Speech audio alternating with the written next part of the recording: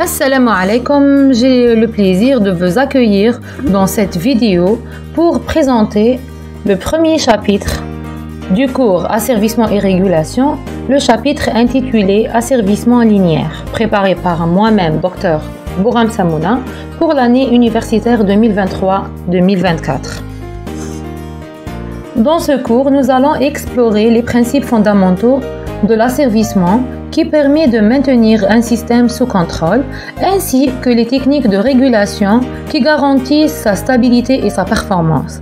Alors, nous aborderons des concepts clés comme l'asservissement linéaire, la modélisation du système, la réponse d'un système asservi et la régulation.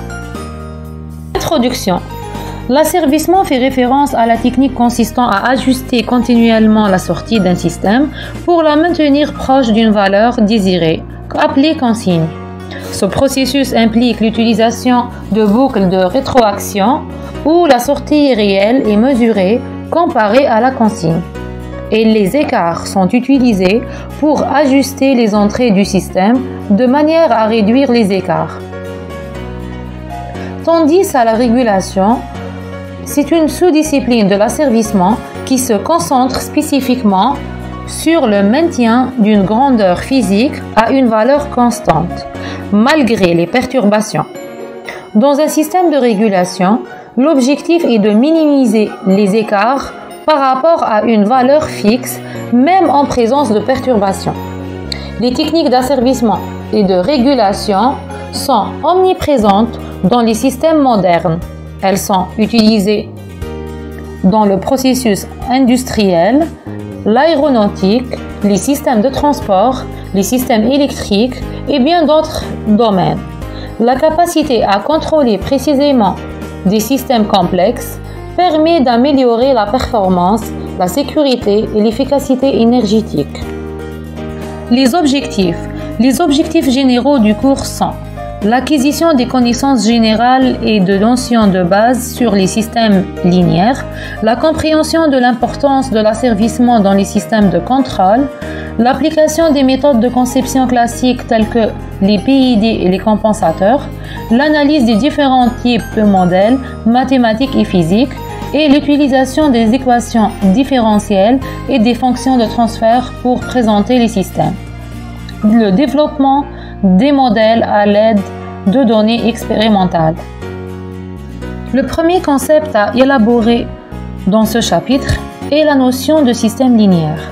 Les systèmes dynamiques, qu'ils soient hydrauliques, mécaniques, électriques, peuvent être décrits par des équations différentielles qui sont établies à partir des lois du physique qui gouvernent le système considéré. Par exemple, la loi de Kirchhoff pour les systèmes électriques et la loi de Newton pour les systèmes mécaniques. La description mathématique d'un système donné est appelée modèle mathématique.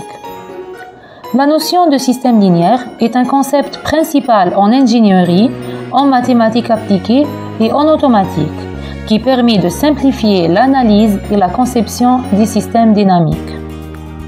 Un système est une collection d'objets reliés entre eux de telle sorte à former un tout pour réaliser une fonction donnée. L'objet d'application de l'automatique est appelé système. Entre les éléments d'un système, il existe une certaine dépendance. De façon générale, un système peut être décrit par une équation différentielle, sa réponse impulsionnelle ou sa fonction de transfert. Il peut être représenté aussi en utilisant un schéma bloc, appelé aussi schéma fonctionnel, comme il est présenté au-dessous de ce slide. La représentation des systèmes linéaires. Les systèmes linéaires sont souvent décrits à l'aide des équations différentielles linéaires ou de fonctions de transfert dans le domaine de la place. Par exemple, un système linéaire invariant dans le temps peut être représenté par une équation différentielle qui relie la sortie et ses dérivés à l'entrée et ses dérivés, où U de t est l'entrée, Y de t est la sortie, les AI et les BJ sont des coefficients constants. Les propriétés des systèmes linéaires. Les systèmes linéaires présentent plusieurs propriétés intéressantes, dont la première est la stabilité. Un système linéaire est stable si, pour toute entrée bornée, la sortie est également bornée. La deuxième propriété concerne le temps de réponse qui permet de déterminer la rapidité avec laquelle un système linéaire réagit à une entrée donnée en utilisant ses pôles et ses zéros. La dernière propriété est le filtrage, où ces systèmes linéaires peuvent être utilisés pour filtrer des signaux en amplifiant certaines fréquences et en atténuant d'autres. L'asservissement. Un système asservi ou un asservissement est un système capable d'élaborer de manière autonome sa grandeur de commande à partir d'une valeur de consigne et une mesure de la réponse avec un capteur. Alors, la grandeur asservie ou appelée la réponse doit atteindre le plus rapidement possible sa valeur de consigne, quelles que soient les perturbations externes. On peut dire que le principe général est de comparer la consigne et la mesure de manière à apporter une correction. Pour mieux comprendre le principe de l'asservissement linéaire, une organisation fonctionnelle est présentée sur le schéma suivant. Alors, on commence par la chaîne directe ou d'action, qui englobe tous les organes de puissance nécessitant un apport extérieur d'énergie et qui exécute le travail.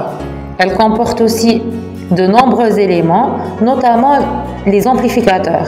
La nature de ces éléments n'est pas spécifiée sur les schémas. Il peut s'agir aussi d'engins électriques, mécaniques, pneumatiques, etc. La chaîne de retour ou de réaction analyse et mesure le travail effectué et transmet au comparateur une grandeur physique proportionnelle à ce travail.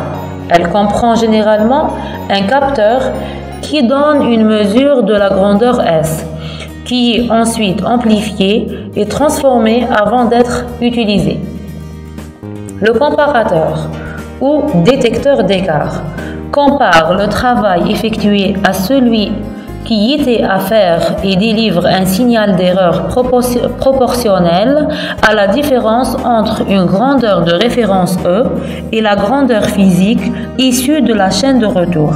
Ce signal d'erreur, après amplification, agira sur les organes de puissance dans un sens tel que l'erreur tendra à s'annuler. Le régulateur se compose d'un comparateur qui détermine l'écart entre la consigne et la mesure d'un correcteur qui élabore à partir du signal d'erreur de l'ordre de commande. L'actionneur, c'est l'organe d'action qui apporte l'énergie au système pour produire l'effet souhaité. Le capteur prélève sur le système la grandeur réglée, information physique, et la transforme en un signal compréhensible par le régulateur. La précision et la rapidité sont deux caractéristiques importantes du capteur. Et finalement, la perturbation, ou on appelle une perturbation tout phénomène physique intervenant sur le système qui modifie l'état de la sortie. Un système asservi doit pouvoir maintenir la sortie à son niveau indépendamment des perturbations. La conclusion de ce cours. L'asservissement et la régulation sont des disciplines fondamentales pour le contrôle des systèmes dynamiques avec des applications dans une multitude de secteurs.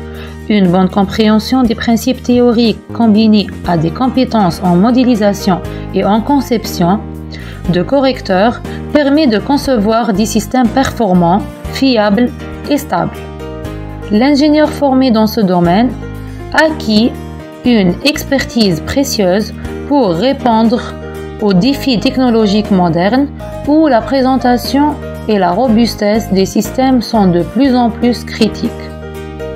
Ce cours est construit en faisant référence à quelques bibliographies présentées sur ce slide. Merci de votre attention.